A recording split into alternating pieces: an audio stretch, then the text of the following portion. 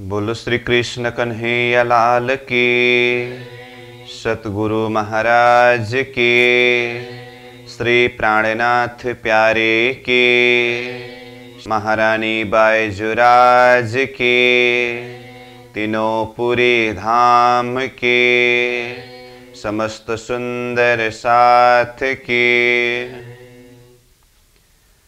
पूर्ण ब्रह्म श्री कृष्ण जय सच्चिदानंद।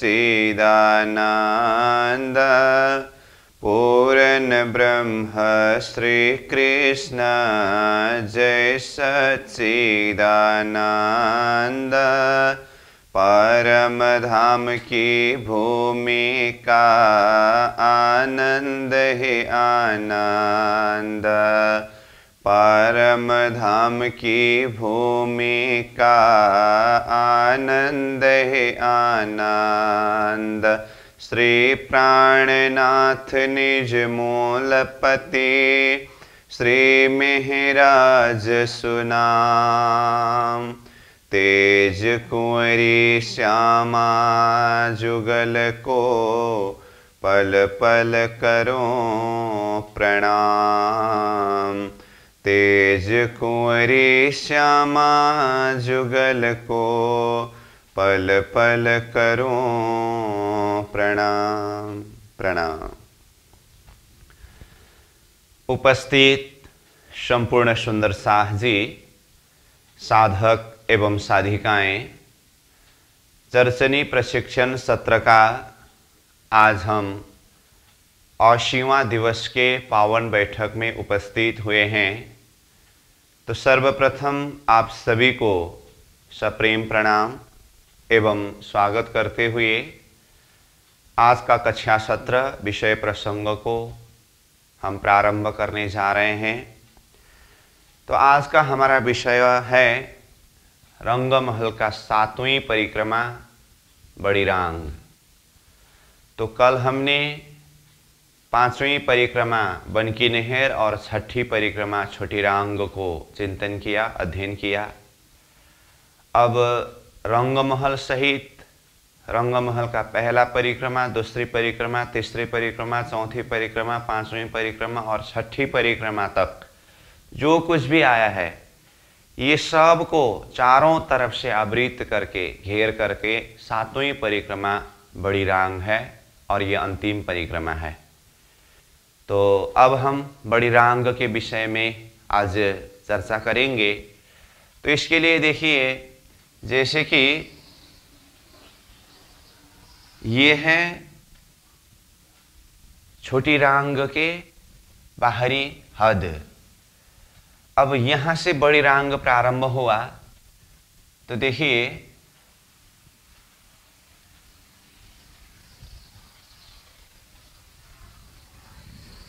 ये है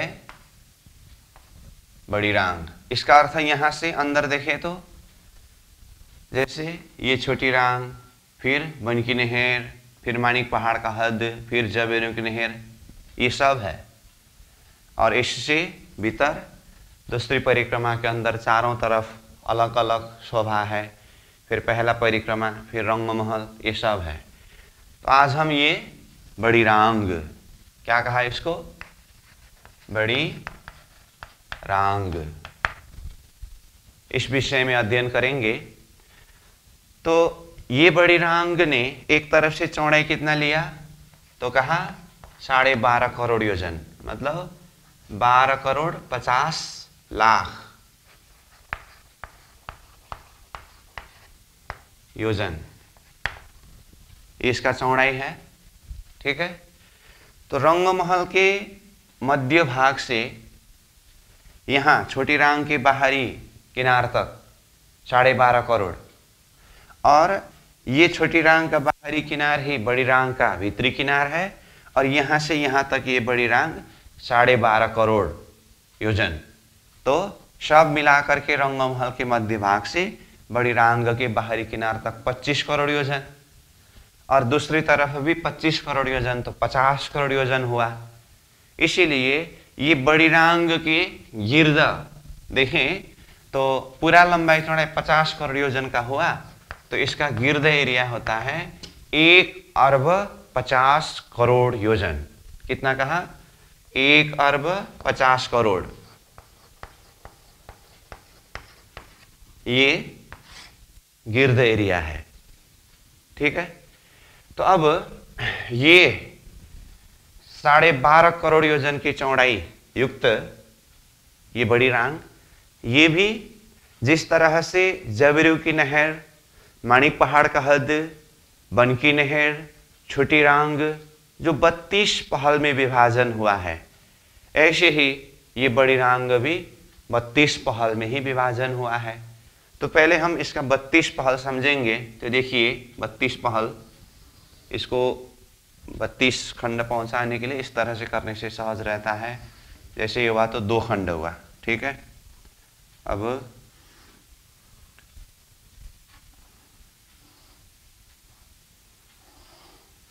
ये 4 खंड हुआ,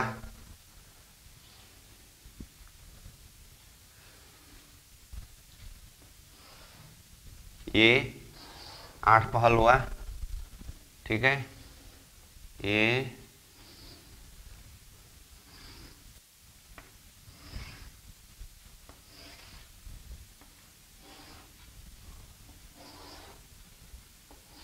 तो इसमें 16 पहल हुआ। अब देखिए यहाँ 32 कैसे पहुंचता है। 1 2 3 4 5 6 7 8 9 10 11 12 13 14 15 16 17 18 19 20 21 22 23 24 25 26 27 28 29 30 31 32। तो इस तरह से बड़ी रांग 32 पहल में शोभायमान है। अब सबसे पहले ये 12.5 करोड़ योजन का चौड़ा बड़ी रांग है, इसको चौड़ाई की तरफ से 3 खंड में विभाजन करना है। तो 3 खंड में विभाजन करने के लिए जैसे ये एक पहल जिस तरह से 3 खंड में विभाजन हुआ, उसी तरह से ये 32 पहल ही, ये देखिए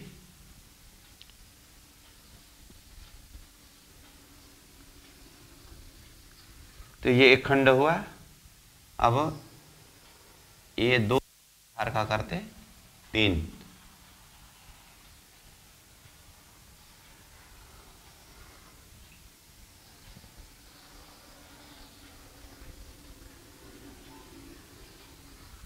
तो इस तरह से देखिए ये पूरा बड़ी रांग का चौड़ाई 12.5 करोड़ योजन का है। इसको 3 खंड किया, देखिए 1 2 3। तो 12.5 करोड़ योजन को 3 भाग करते समय ये एक हिस्सा अथवा एक भाग 4,16,66,666 होता है इसका 3 खंड में। परंतु अब यहाँ बीच में नहरों की जगह को छोड़ करके वृत्ति में एक हिस्सा का 4,16,00,000 ये संख्या भी बताया है। तो इस तरह से ये 3 खंड हुआ, ठीक है। अब ये तीनों खंड में 32 पहल है। तब इसके पश्चात हम सर्वप्रथम ये 32 पहल के तीनों खंड में कहां कहां क्या क्या है उसको देखेंगे। तो इसके लिए देखिए ये भीतरी तरफ और ये बाहरी तरफ 32 पहल सब में हवेलियां हैं, ठीक है। और मध्य का 32 पहल है, ये 32 पहल में से 8 पहल जो 8 दिशा के हैं, इसमें 8 सागर है।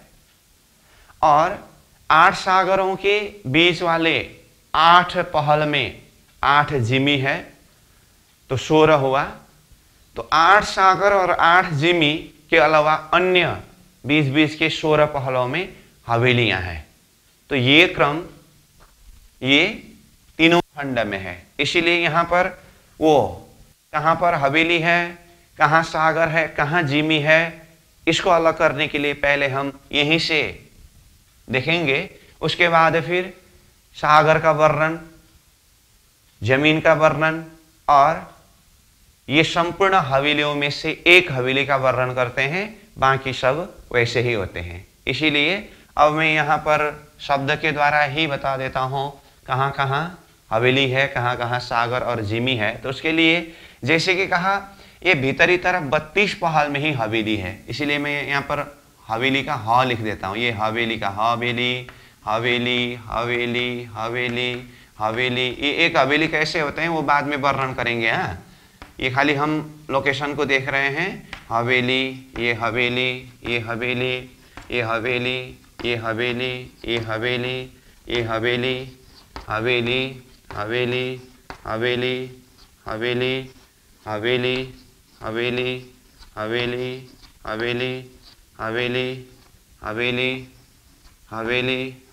हवेली हवेली हवेली हवेली। ठीक है, पूरा 32 पहाड़ में हवेली ही हवेली हुआ।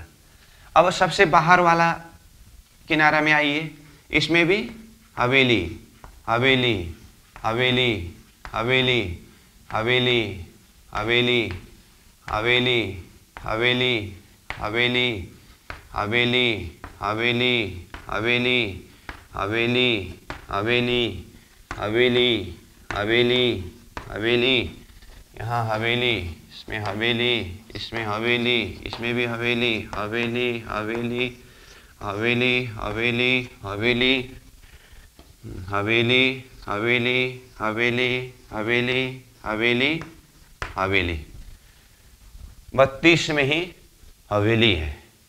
ठीक है, अब मध्य का हिस्सा जो है, अब इसमें 8 सागर के विषय में तो हमने पहले 25 पक्ष परमधाम लोकेशन वर्णन किया था, जब तभी वर्णन किया है।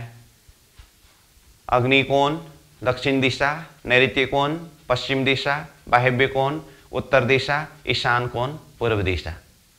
8 दिशा में 8 सागर, और 8 सागरों के बीच में ही 8 जिमी, ये भी देखा। तो 8 8 16 हुआ, परंतु यहाँ पर 32 पहाड़ है, इसलिए इसका क्रम क्या होता है। जैसे देखिए ये पूर्व दिशा है तो ये अग्निकोण है, तो यहाँ अग्निकोण है तो यहाँ पर नूर सागर है। जैसे देखिए यहाँ नूर सागर, ठीक है। अब यहाँ नूर सागर है तो इसका क्रम देखिए, यहाँ ए सागर है तो दूसरे पहाड़ में हवेली होता है, फिर तीसरे पहाड़ में जमीन होता है, ठीक है। अब चौथी पहाड़ में फिर यहाँ हवेली होता है, फिर इसमें आकर के सागर यानी कि नीर सागर है, नीर सागर। अब देखिए तो पूर्व दिशा में नूर सागर, दक्षिण दिशा में नीर सागर, और दोनों सागर के बीच में यहाँ देखिए इसमें जमीन है, और सागर और जमीन के बीच में दोनों में फिर हवेली है। तो इसलिए इसका क्रम क्या हुआ। अब इसी तरह से देखिए ये नीर सागर है ना, इसके बाद हवेली, फिर जमीन, फिर हवेली, उसके बाद यहाँ सागर। तो ये मतलब नैऋत्य कोण, यहाँ क्षीर सागर है, क्षीर सागर। उसके बाद फिर यहाँ हवेली, फिर जमीन, फिर हवेली, और यहाँ सागर, तो यहाँ दधी सागर है, ठीक है। फिर हवेली, जमीन, हवेली, और ये वायव्य कोण, तो यहाँ पर घृत सागर, घृत सागर, ठीक है। फिर हवेली, जमीन, हवेली, और ये उत्तर दिशा में मधु सागर, सागर, ठीक। और यहाँ हवेली, फिर जमीन, फिर हवेली, तो ये ईशान कोण, तो ईशान कोण में रस सागर है। फिर यहाँ हवेली, फिर जमीन, फिर हवेली, और ये पूर्व दिशा, पूर्व दिशा में सर्व रस सागर, फिर हवेली, जमीन और हवेली, फिर नूर सागर। देखिए तो इस तरह से मध्य के हिस्सा जो है, एक सागर, हवेली, जमीन, हवेली, सागर, हवेली, जमीन, हवेली, सागर, हवेली, जमीन, हवेली, इस क्रम से आने से देखिए ये अग्निकोण में नूर सागर, दक्षिण दिशा में नीर सागर, नैऋत्य कोण में क्षीर सागर, पश्चिम दिशा में दधि सागर, वायव्य कोण में घृत सागर, उत्तर दिशा में मधु सागर, ईशान कोण में रस सागर, पूर्व दिशा में सर्वरस सागर। 8 पहल में 8 सागर। अब देखिए यहां नूर सागर, यहां नीर सागर है, तो इसके मध्य में देखिए, यहां हवेली, हवेली को छोड़ करके थोड़ी देर मध्य में देखिए, यहां मध्य में ये जमीन है। फिर नीर सागर और क्षीर सागर के बीच में यहां मध्य में जमीन है। फिर क्षीर सागर और दधि सागर के बीच में यहां मध्य में जमीन। इसी तरह से 8 पहल में 8 सागर और 8 पहल में 8 जिमी है। फिर प्रत्येक सागर जमीन के बीच बीच में हवेली हवेली करके 16 पहल में हवेली है। ठीक है, तो ये तीनों खंड में हवेली, सागर और जिमी का क्रम हुआ। अब 8 जमीन में से एक जमीन का वर्णन करते हैं, बाकी 8 जिमी ही एक ही बनावट वाले हैं। अब रंग के हिसाब से, सागर के रंग के आधार पर जमीन का रंग अलग होता है, वो अलग वर्णन है। और सागर जो 8 सागर है, 8 सागर में से एक सागर जैसे हैं, बनावट के हिसाब से, भौगोलिक हिसाब से देखते समय 8 सागर ही वैसे ही है, इसीलिए हमें एक सागर की शोभा को देखना है। बाकी तो अब 8 सागर के अलग अलग डायरेक्शन, अलग अलग रंग, उसके बातूनी सागर में अलग अलग नाम अथवा भाव, ये सब तो हम जानते ही हैं, परंतु भौगोलिक हिसाब से देखते समय एक सागर जैसे हैं, 8 सागर वैसे ही है, इसीलिए हमें एक सागर के विषय में वर्णन करना है, चिंतन करना है। इसी तरह से यहां पर हवेलियां कितने आए, देखिए ये बाहर 32 पहल में 32 हवेली, सबसे भीतर 30 पहल में 32 हवेली और मध्य में 16 पहल में 16 हवेली। तो 32 32 60 प्लस मध्य का 16 80। तो 80 खंड में हवेलियां हैं। उसमें से एक हवेली कैसा है उसका वर्णन करते हैं, बाकी संपूर्ण यानी कि 80 हवेली ही उसी तरह से समझना होता है। ठीक है, अब ये बड़ी रांग के प्रसंग में 80 दीवाल करके आता है। 80 दीवाल, तो ये 80 दीवाल क्या है, तो ये 80 हवेली, अभी जो हमने हिसाब किया, भीतर का 32, बाहर का 32 और मध्य का 16 करके जो 80 हवेलियों की बात हुई, तो ये 80 हवेली को ही 80 दीवाल कहते हैं। बाहर से देखने से ये बहुत बृहत एक ही दीवाल जैसे दिखाई देता है एक हवेली, इसीलिए ये हवेली को दीवाल के संज्ञा से भी वर्णन किया। ठीक है, तो यहां तक ये नक्शा के द्वारा कंसेप्ट समझना होगा। और जैसे कि कहा, बाकी एक जमीन, एक सागर, फिर ये 80 दीवाल अथवा 80 हवेलियों में से एक हवेली की शोभा कैसे हैं वो शोभा वर्णन करते हैं। ठीक है, उससे पहले ये अभी हमने 32 पहल करके विभाजन किया और फिर एक पहल को चौड़ाई की तरफ से 3 खंड में विभाजन किया और उसके बाद ये हवेलियों के क्रम बनाए। अब विचार करिए, कहीं भी 32 पहलों के संधि में आप कहीं भी देख सकते हैं, तो जैसे देखिए यहाँ ये हवेली है और ये हवेली है, तो दोनों हवेली के बीच में क्या होता है, अन्य जगह की शोभा से भी देखें तो जैसे देखिए माणिक पहाड़ में 12,000 पहल में 12,000 हवेली है, तो प्रत्येक 2 हवेली के बीच में 2 हार थम्बत 3 गली त्रिपोलिया, और उसके बाहर गुर्ज था कि नहीं। पुखराज जी में देखिए 1000 पहल था, वो 1000 पहल के बाहर पहल यानी कि हांस की संधि में गुर्ज। तो इसमें भी ये पूरा परमधाम 32 पहल में है, तो जैसे ये 32 पहल पहल कहा, और वो भीतर पहल के अंदर हवेली है, तो इसमें ये दोनों पहल की संधि जो है ना, यहां पर, यहां तो सीधा हमने इस तरह से लाइन खींच दिया, लेकिन खास करके इसमें भी संधि होता है दोनों में। तो इसके बाहर बृहद गोल गुर्ज होते हैं, ऐसे गोल गुर्ज 32 पहल में 32 ही गोल गुर्ज होते हैं। ये बहुत बृहद होता है। बृहद मतलब देखिए ना, बड़ी रांग की शोभा एरिया ही कितने विशाल है, तो उसी हिसाब से ये गुर्ज भी शोभायमान है। ठीक है, तो इस तरह से बाहर की तरफ 32 पहल के संधि में अथवा 32 पहल में 32 ही बड़ी गुर्ज है। अब इसमें भीतर के तरफ भी गुर्ज है, कहने का अर्थ यहां से भी ये गुर्ज है। देखिए, तो बाहर से देखने पर भी बड़ी बड़ी गुर्ज दिखाई देते हैं, और भीतर से देखने से भी ऐसे गुर्ज की शोभा दिखाई देते हैं। ठीक है, तो यहां तक इस नक्शा के द्वारा पकड़ना होगा। अब इसके पश्चात हम फिर एक हवेली, 80 दीवाल के नाम से जिन हवेलियों की शोभा को वर्णन किया, उसमें से एक हवेली की शोभा को अब हम वर्णन करेंगे। चाहे उसको आप ये भीतर के 32 पहल में से एक पहल का मानिए, चाहे बाहर की 32 पहल में से एक पहल का मानिए, चाहे मध्य का 32 पहल में से एक पहल का मानिए, वो एक पहल के अब एक हवेली की शोभा को हम यहां से देखेंगे। ठीक है, ये देखिए, ये एक पहल का एक हवेली के लिए जगह। अब जगह के हिसाब से यहाँ पर नक्शा छोटा ही बनेगा, परंतु एक नमूना के हिसाब से समझना है हमें।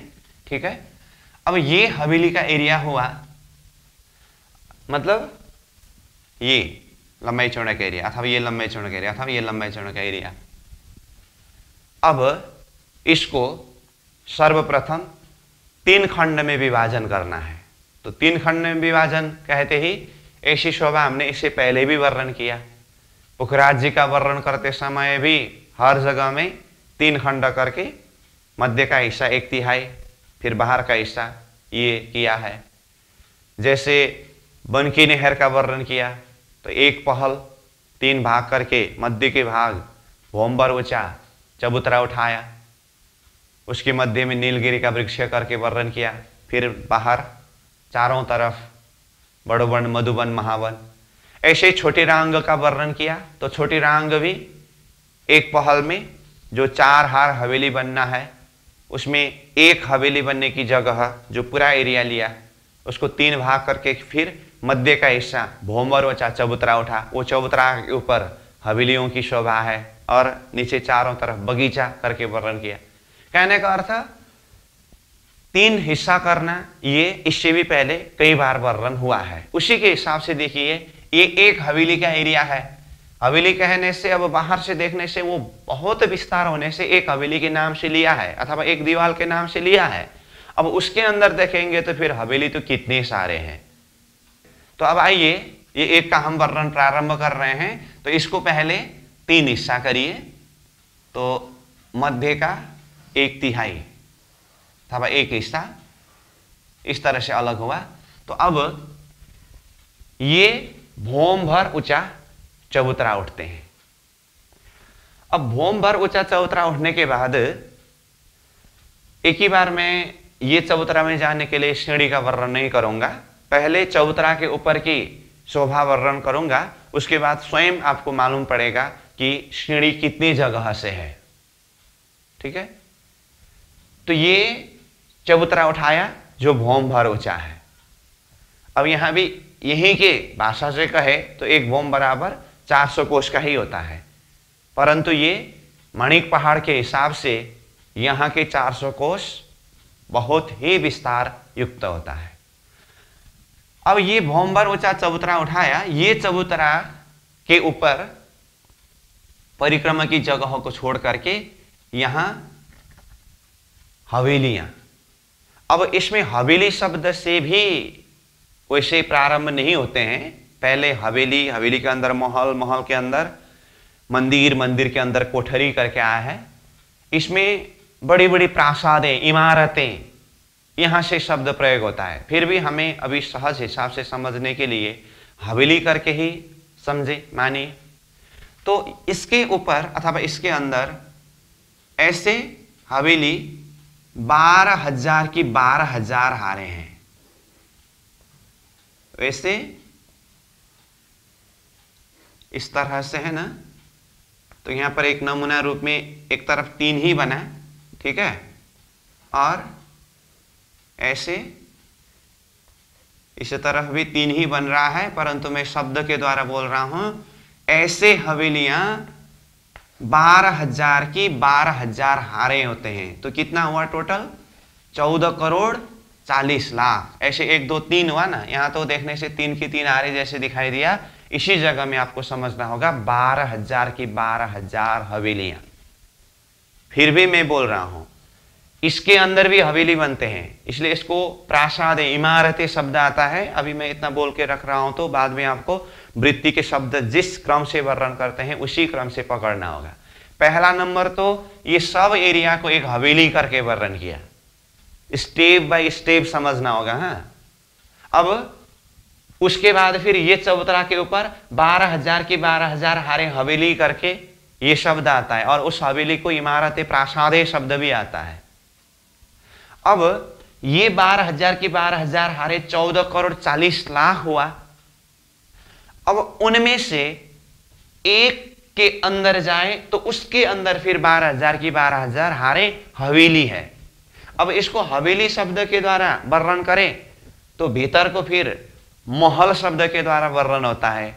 एक हवेली के अंदर 12,000 महल करके, जैसे कि माणिक पहाड़ में वर्णन हुआ था।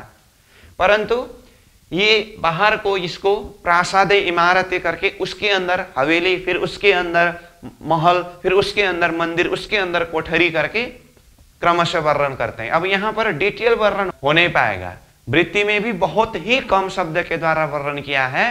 तो इस विषय में मैंने कल ही बताया हूं कि ये इतने बेशुमार है, अनंत है, असीमित है, जिसको शब्द में ला करके वर्णन करना संभव ही नहीं है। इसलिए थोड़ा कुछ संकेत किया है, और माणिक पहाड़ का वर्णन जो हुआ है उसको एक नमूना समझ करके उसी के हिसाब से विस्तार रूप में इन सब को समझना होता है। जैसे हवेली के अंदर महल, महल के अंदर मंदिर, मंदिर के अंदर कोठरी करके ये शब्द आया ना, यहां पर वर्णन नहीं हुआ है, यहां संकेत ही है। तो इसको समझने के लिए सूत्र माणिक पहाड़ है। तो आइए फिर यहां, जैसे ये पूरा एक हवेली का एरिया करके लिया शुरू में, तो उसको 3 हिस्सा करके भोंबर ऊंचा चबूतरा उठाया, चबूतरा के ऊपर 12,000 की 12,000 हारे हवेलियां हैं, और उसके अंदर देखें तो फिर प्रत्येक एक के अंदर 12,000 हवेलियां हैं। अथवा बाहर को प्रासादे कहेंगे तो भीतर का हवेली, बाहर का हवेली मानेंगे तो भीतर का महल। वो इतना भाव से बता दिया हूं, बाकी आप स्वयं चिंतन करके शब्द को पकड़ लीजिए। प्रत्येक एक के अंदर 12,000 हवेलियां हैं, ठीक है। इसका अर्थ क्या हुआ? इसके अंदर भी अब ऐसे हवेली, ऐसे हवेली बनाना है, ठीक है। अब इन सब के ऊपर 12,000 भोम है, वो भी बड़ी रांग के ही हिसाब से। प्रत्येक एक भोम 400 कोस के ही है, परंतु वो बड़ी रांग के हिसाब से 400 कोस। माणिक पहाड़ के दर्जा में बहुत ही विस्तार होता है ये। अब चबूतरा उठाने के बाद पहले हमें सीढ़ी का वर्णन करना चाहिए था, परंतु सीढ़ी का वर्णन नहीं किया। मैंने कहा इसको हम बाद में वर्णन करेंगे करके। अब देखिए, ये चबूतरा में जाने के लिए सीढ़ी कहां से लगा है, तो उससे पहले ये हवेली के विषय में वर्णन किया ना। तो देखिए, जैसे ये 12,000 की 12,000 हारे हवेली है, तो हवेली कहते ही प्रत्येक हवेली के मध्य में बृहद दरवाजा है कि नहीं? प्रत्येक हवेली के मध्य में बृहद दरवाजा है। हाँ, बस जहां पर हवेली के बृहद दरवाजा है, प्रत्येक एक हवेली के मध्य के बृहद दरवाजा के सामने में एक एक भोम भर का सीढ़ी आया है। कहने का अर्थ ये हवेली का मध्य भाग है, यहां पर भी सीढ़ी है। ये हवेली के मध्य भाग है, यहां पर भी सीढ़ी है। ये हवेली के मध्य भाग है, यहां पर भी सीढ़ी है। तो इसका अर्थ ऐसे कितनी हवेली है? 12,000 एक दिशा में हवेली है और 12,000 ये हार। तो चारों दिशा से देखने से देखिए, इस तरफ भी बृहद दरवाजा है तो इसके सामने में यहां सीढ़ी, इसमें भी बृहद दरवाजा है, इसके सामने में यहां सीढ़ी। इस तरह से चारों तरफ से देखने पर 12,000 गुना 4 48,000 सीढ़ी वो भोंवर ऊपर जाने के लिए है। अब इससे भी विशेष शोभा, सीढ़ी का तो वर्णन हुआ। प्रत्येक सीढ़ी यहां नीचे जो चारों तरफ ये बगीचा का एरिया है ना, यहां चांदनी चौक है। यहां चांदनी चौक से ये सीढ़ी लगे हैं। समझ में आई बात? तो इसमें भी चांदनी चौक है, इसमें भी चांदनी चौक है, इसमें भी चांदनी चौक है। और प्रत्येक चांदनी चौक में हरे लाल वृक्ष है। इसमें भी लाल वृक्ष और हरा वृक्ष, लाल वृक्ष और हरा वृक्ष, लाल वृक्ष और हरा वृक्ष। नक्शा छोटा दिखाई दे रहा होगा आपको, लेकिन मैं शब्द से बोल रहा हूं तो इसी हिसाब से पकड़ना होगा। कहने का अर्थ, रंगमहल में भोंवर ऊपर चबूतरा में जाने के लिए सीढ़ी चांदनी चौक के जमीन से लगा था और वो चांदनी चौक में हरे लाल वृक्ष 2 वृक्ष था ना, वहां एक चांदनी चौक और एक चांदनी चौक में 2 वृक्ष था। यहां पर प्रत्येक हवेली के सामने में नीचे जमीन में चांदनी चौक है। तो यहां ऊपर देखिए तो हवेली कितने हैं? एक दिशा में 12,000 हवेली है। तो इसके नीचे जमीन में प्रत्येक हवेली के सामने में 12,000 चांदनी चौक है। समझ में आई बात? प्रत्येक चांदनी चौक के मध्य भाग से भोंभर ऊंचा सीढ़ी जाकर के ऊपर प्रत्येक हवेली के मध्य के बृहद दरवाजा के सामने में पहुंचते हैं। और प्रत्येक सीढ़ी के नीचे दाएं बाएं चांदनी चौक में हरे लाल वृक्ष है। ये शोभा है। और ये तो हुआ हरे लाल वृक्ष और चांदनी चौक। अब जिस तरह से रंगमहल के सामने में जो चांदनी चौक था, ये चांदनी चौक के मध्य में, यानी कि जो अमृत वन का मध्य भाग है, इसके मध्य भाग से जमुना जी की तरफ जाने के लिए 2 मंदिर का चौड़ा रोस था कि नहीं? तो ये चांदनी चौक के भी मध्य भाग से जाने के लिए ये रोस है और इससे भी ये रोस है। एक तरफ का नमूना बता रहा हूं मैं। और बाकी एरिया में क्या है? बगीचा है, पूरा बगीचा है। और इसी तरह से इस तरफ भी देखिए, ये चांदनी चौक, ये चांदनी चौक, ये चांदनी चौक, ठीक है। इसमें भी हरे लाल वृक्ष, हरे लाल वृक्ष, हरे लाल वृक्ष, हरे लाल वृक्ष। प्रत्येक से भोंवर ऊपर जाने के लिए सीढ़ी और प्रत्येक चांदनी चौक से ऐसे मध्य से रोस, ये शोभा। और इस तरह भी वही शोभा है। ये चांदनी चौक, चांदनी चौक, चांदनी चौक, इसमें भी हरे लाल वृक्ष, सीढ़ी और ये रास्ता। और इस तरफ से भी देखें, ये चांदनी चौक, चांदनी चौक, चांदनी चौक, प्रत्येक में हरे लाल वृक्ष, प्रत्येक से भोंवर ऊंचा सीढ़ी, प्रत्येक से बाहर निकलने का ये रास्ता। ऐसे यहां एक नमूना बनाया हूं, मैं बार बार बोल रहा हूं।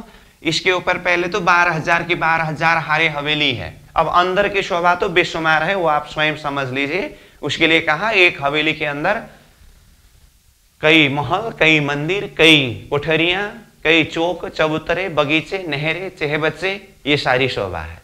और ऊपर 12,000 भोम कहा। तो बाहर से ओवरऑल एक शोभा को देखते समय ये चबूतरा के ऊपर की 12,000 हवेलियों में से चारों तरफ से देखने से 12,000 हवेलियां दिखाई देते हैं। प्रत्येक हवेली के मध्य में बृहद दरवाजा है। बृहद दरवाजा के सामने में नीचे जमीन में एक एक हवेली के सामने में एक एक चांदनी चौक है, तो ऐसे 12,000 चांदनी चौक है।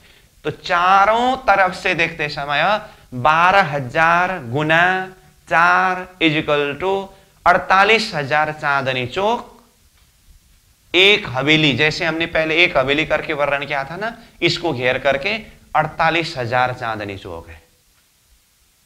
ठीक है, अब ये हुआ एक हवेली के सारांश सारांश वर्णन। अब इसके अंदर से तो वही कहा, माणिक पहाड़ को एक सूत्रवत रूप में समझ करके आगे इसका विस्तार समझना होगा। तो ये एक हवेली जैसे हैं, यहां 80 दीवाल के नाम से हवेलियों का वर्णन अथवा लोकेशन देखा ना, ये सब वैसा ही है, तो इस हिसाब से समझना होगा। ठीक है, अब आइए बाद में हम जब सागर का वर्णन करेंगे, फिर जमीन का वर्णन करेंगे, तब भी शब्द यही आता है कि एक सागर के चारों तरफ 48,000 चांदनी चौक है करके ये वर्णन आता है। ये चांदनी चौक ये हवेली की ही चांदनी चौक है। तो उसके लिए देखिए, मैं आपको यहीं से बताने का कोशिश करता हूं। देखिए ध्यान से, ये एक सागर है ना, ये सागर को सब तरफ से घेर करके क्या है, हवेली है। देखिए, तो ये सागर में खड़ा रही है, दिशा में हवेली हवेली हवेली हवेली, कोण में भी हवेली हवेली हवेली हवेली, आठों दिशा में हवेली ने मध्य के सागर को घेर रखा है।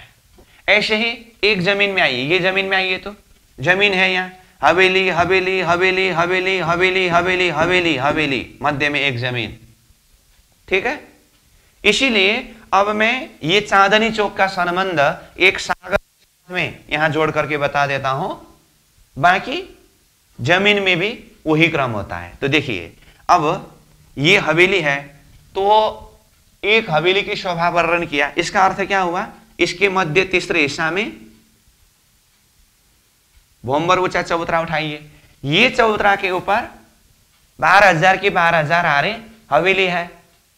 तो इसके बाहर चारों तरफ चांदनी चौक है कि नहीं, इसके बाहर चारों तरफ चांदनी चौक है। जैसे यहां छोटा रूप में मैं चांदनी चौक दिखा दूं, तो ऐसे चांदनी चौक एक दिशा में कितने हैं, 12,000 है, जो वहां पर एक नमूना दिखाया है। ऐसे ही इस तरफ भी चांदनी चौक है, इस तरफ भी चांदनी चौक है, इस तरफ भी चांदनी चौक है, चारों तरफ के मिला करके 48,000 चांदनी चौक है। ऐसे ही इसमें सेम है, मध्य भाग भोंबर ऊंचा चबूतरा, ऊपर 12,000 की 12,000 हारे हवेली, नीचे चारों तरफ 48,000 चांदनी चौक। ये हवेली, इसमें भी वही है,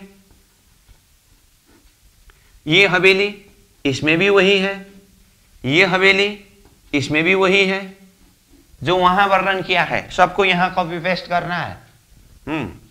और ये हवेली, तो इसमें भी वही है, और ये हवेली, इसमें भी वही है, और ये हवेली, इसमें भी वही है।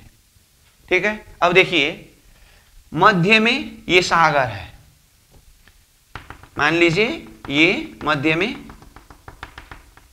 सागर है।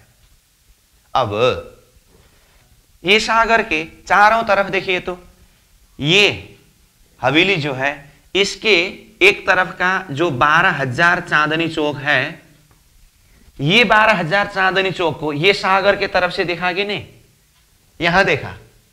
और ये हवेली में इसका ये सागर की तरफ 12,000 चांदनी चौक है, तो इस तरफ भी 12,000 चांदनी चौक दिखाई दिया। और फिर इस तरफ भी देखिए, इसमें यहां पर भी 12,000 चांदनी चौक दिखाई दिया। और इस तरफ आइए, यहां पर भी 12,000 चांदनी चौक दिखाई दिया। तो एक सागर के चारों दिशा में देखने से 12,000 चांदनी चौक चारों दिशा में दिखाई देता है। इसीलिए एक सागर को भी चारों तरफ से घेर करके 48,000 चांदनी चौक है। ठीक है यहां तक। अब ये सागर को चारों तरफ से चांदनी चौक से घेरने की बात तो बताया हूं। अब इसमें भी देखिए, हाँ, अब एक सागर की शोभा को हम यहां पर वर्णन करते हैं। ध्यान से देखिए, अब इसी एरिया, ये हवेली है तो इसी के साथ में जुड़ करके, जैसे मान लीजिए ये एक सागर का एरिया है। ठीक है। अब ये सागर का एरिया जैसे कि सीधा हिसाब से देखिए, यहीं पर ये हवेली है तो ऊपर वाला को हवेली मान लीजिए, ये नीचे वाला जो है ये सागर है तो इसको सागर मान लीजिए। ये पूरा एरिया सागर का अपना 4,16,00,000, बारीकी से हिसाब देखेंगे तो 4,16,66,667 में होता है। और वो नहरों की जगहों को छोड़ करके 4,16,00,000 की संख्या में भी वर्णन आता है। वो छोटी मोटी संख्या जो भी हो, हमें इस शोभा को देखना है। ये पूरा एरिया सागर का एरिया है। जैसे एक बार के लिए मान लीजिए ये पूरा सागर है, ऐसा मानिए। अब इसमें भी 3 हिस्सा है। ठीक है, ध्यान से समझ लीजिए, 3 हिस्सा है। तो मध्य तीसरा हिस्सा जो है, जिस तरह से इसमें देखेंगे तो मध्य तीसरे हिस्सा में भोंबर ऊंचा चबूतरा उठाया है, ऐसे ही ये सागर के मध्य तीसरा हिस्सा है। वो मध्य तीसरे हिस्सा में टापू महल है। और यहां जो टापू महल है, वैसे टापू महल तो हमने इससे पहले भी वर्णन किया है। कहां कहां? हौज कौसर तालाब का वर्णन किया तो हौज कौसर तालाब के मध्य में टापू महल वर्णन हुआ। और माणिक पहाड़ का वर्णन हुआ, चांदनी में मध्य में टापू महल। वहां पर एक एक टापू महल ही वर्णन आया है। परंतु यहां ये जो सागर है, ये सागर के मध्य तीसरे हिस्सा में 12,000 की 12,000 हारे टापू महल है। तो टोटल टापू महल कितने हुए? 14,40,00,000 टापू महल हुए। कहां? ये सागर के मध्य भाग में। इसीलिए देखिए, ऐसे टापू महल, ये टापू महल, ये टापू महल, ये टापू महल, ये टापू महल, इस तरह से 12,000 के 12,000 हारे 14,40,00,000 टापू महल एक सागर के मध्य में है। अब ध्यान से देखिए, ये हवेली के पूरा एरिया के तीसरे खंड मध्य भाग में चबूतरा उठ करके यहां 12,000 की 12,000 हारे हवेली, और सागर में भी तीसरे हिस्सा में 12,000 की 12,000 हारे टापू महल। तो इस हिसाब से देखेंगे तो देखिए, अब ये 12,000 की 12,000 हारे हवेली और यहां सागर में 12,000 की 12,000 हारे टापू महल बिल्कुल आमने सामने में सीधा सीधा में हुआ है कि नहीं हुआ? इसीलिए ये हवेली के तरफ के जो चांदनी चौक है, प्रत्येक एक हवेली के सामने में एक चांदनी चौक है ना, तो यहां हवेली भी 12,000 और टापू महल भी 12,000 होने से 12,000 हवेली के सामने के 12,000 चांदनी चौक, टापू महल के तरफ से देखते समय प्रत्येक एक टापू महल के सामने में प्रत्येक एक चांदनी चौक है। इसीलिए ये 12,000 टापू महल के सामने में एक तरफ 12,000 चांदनी चौक है, दूसरी तरफ भी 12,000 टापू महल के सामने में 12,000 चांदनी चौक है, तीसरी तरफ भी 12,000 टापू महल के सामने में 12,000 ही चांदनी चौक है, और चौथी तरफ भी 12,000 टापू महल के सामने में 12,000 ही चांदनी चौक है। तो इस हिसाब से देखें तो देखिए, ये हवेली को भी चारों तरफ से घेर करके 48,000 चांदनी चौक का ही वर्णन हुआ, एक दिशा में 12,000, और ये सागर के बीच में जो टापू महल है उसको भी चारों तरफ से घेर करके 48,000 ही चांदनी चौक की शोभा शोभायमान है। तो ये शोभा है।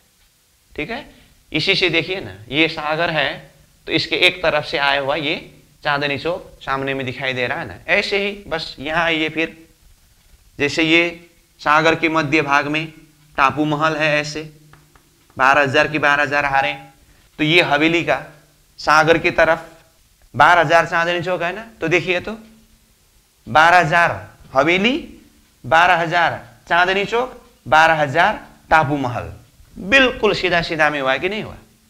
इस तरफ आइए, वही है 12,000 हवेली, 12,000 चांदनी चौक, 12,000 टापू महल, चारों तरफ से ये शोभा है। अब एक सागर के चारों तरफ 12,000 चांदनी चौक को जिस तरह से वर्णन किया, जमीन में भी वही होता है। जमीन देखिए, जैसे ये एक जमीन है, तो ये जमीन को भी 9 खंड में विभाजन किया है, ये जमीन को।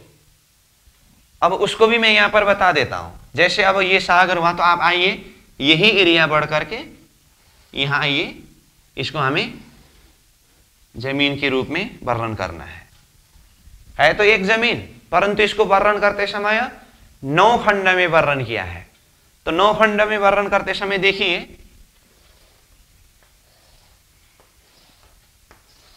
देखिए तो 1 2 3, 1 2 3, 3 के 3 हारे 9। जैसे कि मान लीजिए रंगमहल के मध्य में 9 चौक जैसा था ना, उसी तरह से दिखाई दिया। एक बार के लिए एक काम करिए, ये बाहर के सब को हटा दीजिए, तो सिर्फ इतना ही रखिए। जिस तरह से वो हवेली की जगह में मध्य तीसरे हिस्सा, सागर में मध्य तीसरे हिस्सा, ऐसी जमीन में भी मध्य तीसरे हिस्सा हुआ ना, वही है ना स्वभाव, तो ठीक है। परंतु इसमें अब 9 खंड होने से इसी तरह से समझना होगा। तो ये 9 खंडों को 4 दिशा में, 4 कोण में और मध्य का 1 करके 9 खंड का वर्णन होता है जमीन। और ये अलग अलग रंगों के शोभा में सुशोभित है। और जमीन के रंग के विषय में तो एक तो ये 9 खंड का अलग अलग रंग करके ऐसा भी वर्णन आता है, और दूसरा एक तरफ के सागर का रंग आधा, दूसरी तरफ का सागर का रंग आधा करके ये भी जमीन के रंग का वर्णन में आता है। परंतु यहां अभी हम चांदनी चौक का प्रसंग वर्णन कर रहे हैं, तो जमीन की शोभा ये 9 खंड में है, इसके थोड़ा सा नमूना बता दिया हो। अब आइए ये जमीन में, इस जमीन के भी चारों तरफ से देखिए, तो यहां पर हवेली है, जैसे देखिए यहां हवेली है, इसके इस तरफ जमीन की तरफ ये 12,000 चांदनी चौक है।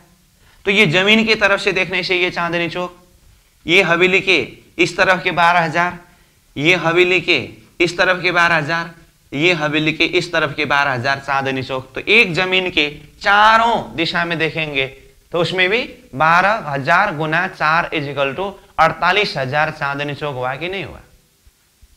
तो ये शोभा है, ठीक है। अब इसको समग्र में हम पॉट के नक्शा के द्वारा देखेंगे। अब ये नक्शा देखिए, ये पूरा 25 पक्ष परम धाम का नक्शा है।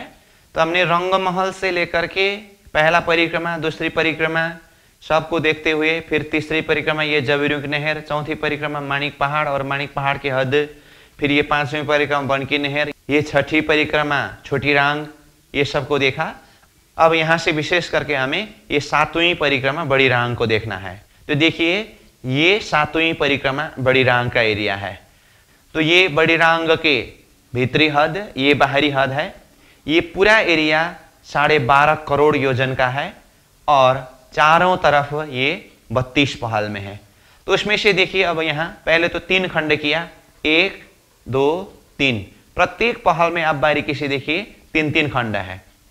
अब प्रत्येक हांस के संधि में देखिए तो ये बड़ी बड़ी गोल गुर्जा, बाहर की तरफ 32 गुर्जा है, भीतर की तरफ भी 32 गुर्जा है, और ये 2 गुर्जे के बीच के एक पहल हुआ।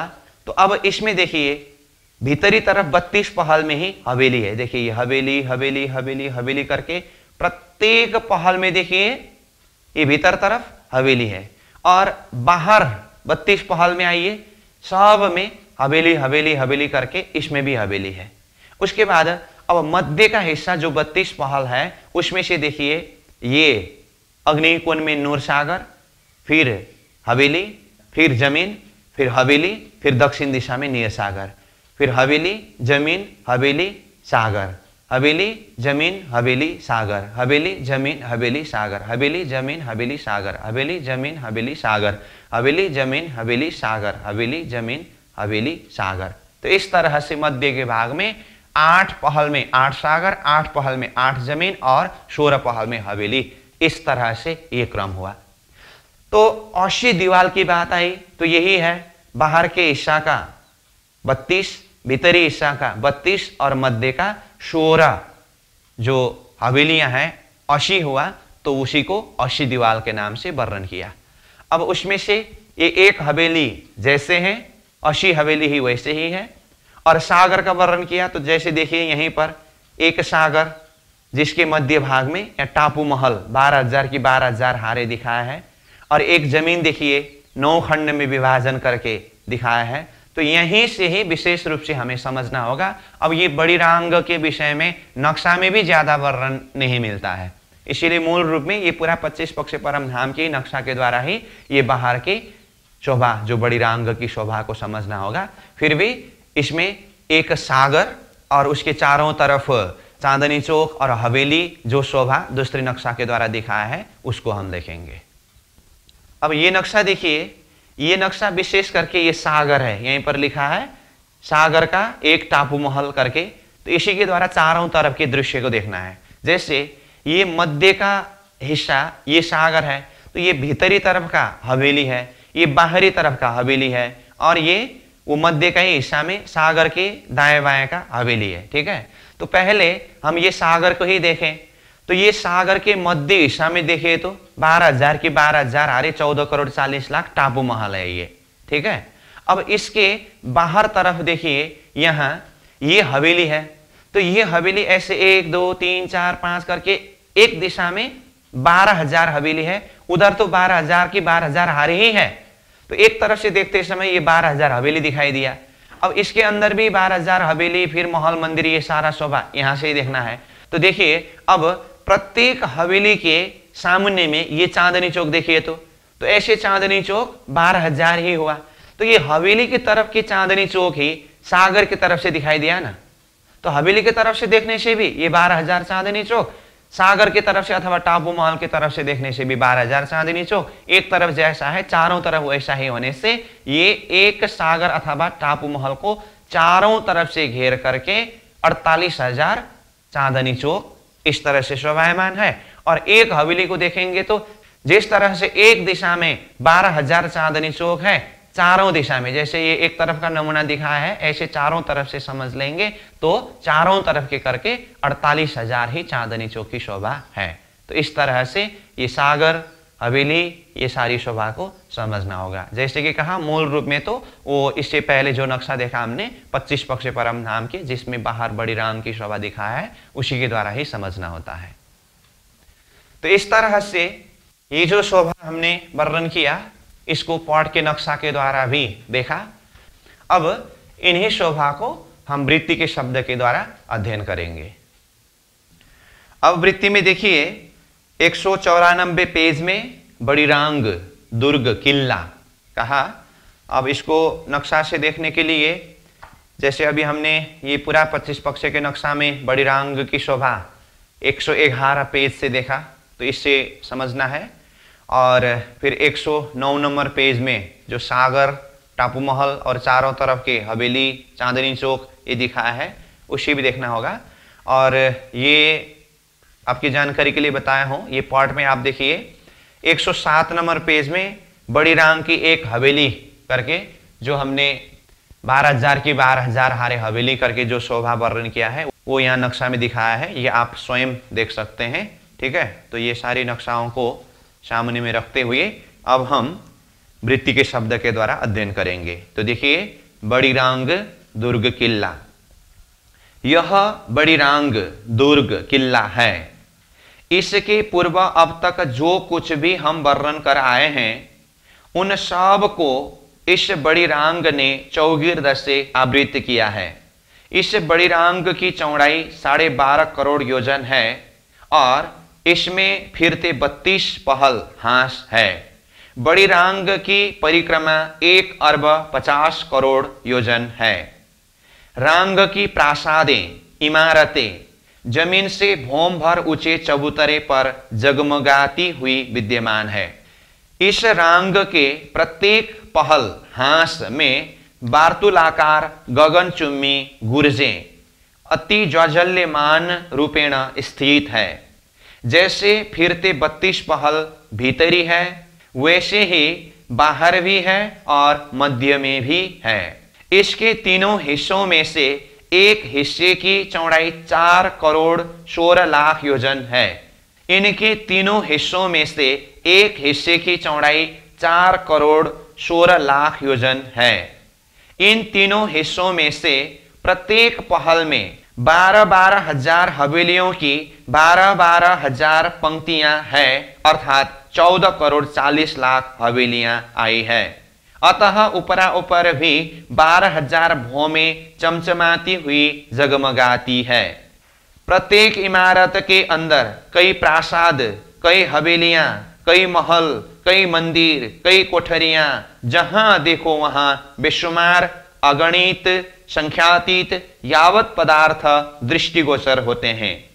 इन सब के मध्य भाग में चबूतरे, थंब तथा उन थंबों में हिंडोलों की अपार शोभा हो रही है और नहरें, चेहबच्चे तथा फुहारे प्रत्येक महोद्यान में शोभायमान है। उपरोक्त प्रकार मध्य के 32 खांचों में से 8 खांच यानी पहल में अर्थात चारों दिशाओं के और चारों कोणों के खांचों में अष्ट सिंधु विचित्र प्रकार से लहरा रहे हैं। इन अष्ट पहलों में 8 रंगों की छितियां अप्राकृतिक शोभा सुंदरता युक्त प्रकाशित हो रही है। पुनः 16 पहलों में रांग की इमारतें झलक रही है। इस प्रकार इन उभय छितियों के मध्य में समुद्र और उभयावर्ण के मध्य में छिति एवं समुद्र और छिति के मध्य में इमारतें विराजमान है। इस प्रकार अष्टपहल में समुद्र और अष्टपहल में जमीन तथा 16 पहल में बड़ी बड़ी इमारतें अधिकाधिक सुशोभित है। अशी दीवाल। दीवाल किसे कहा गया है? बड़ी रांग के 80 स्थानों जगहों पर स्थित बड़ी बड़ी इमारतों के झुंड को दीवाल की संज्ञा दी गई है। ये इमारतें बाहर से देखने पर एक अति विशाल दीवाल परखाल से दिखाई पड़ती है। बड़ी रांग की भीतरी ओर इन दीवालों में 32 संधियां और बाहरी ओर 32 संधियां एवं दोनों के मध्यस्थ भाग में 16 संधियां हैं। इस तरह सर्व इमारतों की कुल 80 संधियां दीवालें हुई। उन एक एक दीवालों के भीतर 12-12 हजार इमारतों की 12-12 हजार पंक्तियां जगमगाकारेण सुशोभित है। भीतरी ओर जो 32 संधियां हैं उनमें से प्रत्येक संधि में 12,000 चांदनी चौक और हर एक चांदनी चौक में हरे लाल वृक्ष ऐसे प्रतीत हो रहे हैं मानो वे इन इमारतों के द्वारपाल हो। उसी प्रकार बाहर भी 32 संधियां हैं और उन प्रत्येक संधियों में भी चांदनी चौकों तथा हरे लाल वृक्षों की अकथ्य शोभा हो रही है। आगे मध्य भाग की संधियां टापू महल। बड़ी रांग की चौड़ाई के तीसरे हिस्से 4 करोड़ 16 लाख 6 हजार योजन के लंबे चौड़े समुद्र के तीसरे भाग में 12,000 टापुओं की 12,000 पंक्तियां जलजवत सौरभ बढ़ा रही है। इनमें से प्रत्येक टापू महल में अभीत भरपूर जल है। अतएव एक टापू से दूसरे टापू में आवागमन के लिए अप्राकृतिक कलाओं से विभूषित अंतर्यामी एवं चैतन्य तरणी सेवा में सदा ही उपस्थित रहती है। तरणी मतलब जहाज। इन टापू महलों की ऊपरा ऊपर 12,000 भूमिकाएं सुशोभित है। इन टापू महलों के मध्य में परस्पर आने जाने के लिए व्यो मार्ग है, अर्थात भौम से भौम नहीं मिली है, मतलब आकाशी मार्ग ही है। ऊपर सर्व टापुओं की चांदनी पृथक पृथक ही है। प्रत्येक टापू अर्थात 14 करोड़ 40 लाख टापुओं की चांदनी पर से देखने पर अर्ध रत्नाकार बीचियों से सुमनोहर उमड़ता हुआ दृष्टिगोचर होता है। उसी प्रकार इन चांदनियों पर स्थित महोद्यान भी अपने पुष्प मंजरी सौरभ मंडल द्वारा सबके मन को आकर्षित करते रहते हैं, अपितु इसका वर्णन अपनी शक्ति से बाहर की बात है। इस टापू महलों की भी चारों दिशाओं में हरे लाल वृक्ष सहित चांदनी चौक सुशोभित है और इस टापुओं की चांदनी पर खड़े होकर सभी ओर समान रूप से दृष्टिपात करने से हरे तथा लाल वृक्ष सहित 48,000 चांदनी चौक देदीप्यमान जगमगाते हुए दृष्टिगोचर होते हैं। अतः भौम भर की ऊंचाई पर दीवार से लगते हुए प्रत्येक दरवाजे की दोनों तरफ 2 चबूतरे हैं।